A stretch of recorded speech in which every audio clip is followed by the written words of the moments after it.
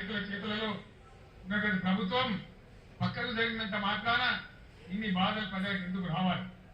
ఇక ప్రజలకు ఏం కావాలి? ప్రజల చేతిలో ఒక అంకుశం కావాలి, ఒక హంటర్ కావాలి.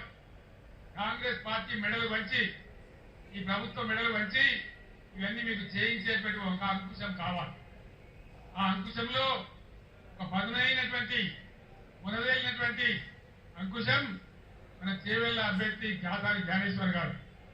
అనుభవం ఉన్న వ్యక్తి, బలహీన వర్గాల వ్యక్తి. ఖచ్చితంగా ఈ ప్రభుత్వాన్ని మెడలు వంచి ఈ పనులు చేయించాలంటే ఈరోజు తెలంగాణలో అన్ని ఎంపీ స్థానాలలో బీఆర్ఎస్ గెలవాల్సిన అవసరం ఉంది. లేకపోతే ఏమవుతుంది? ఒకటే మాట మీరు ఆలోచన చేయండి.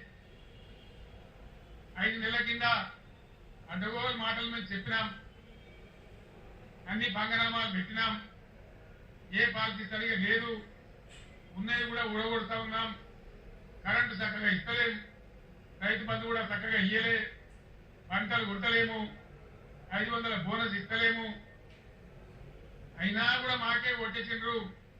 ఇంకా మేము ఏం చేయకుండా మమ్మల్ని ఎవరు ఏమనరు అనే అభిప్రాయం వస్తుంది. తస్మాత్ జాగ్రత్త.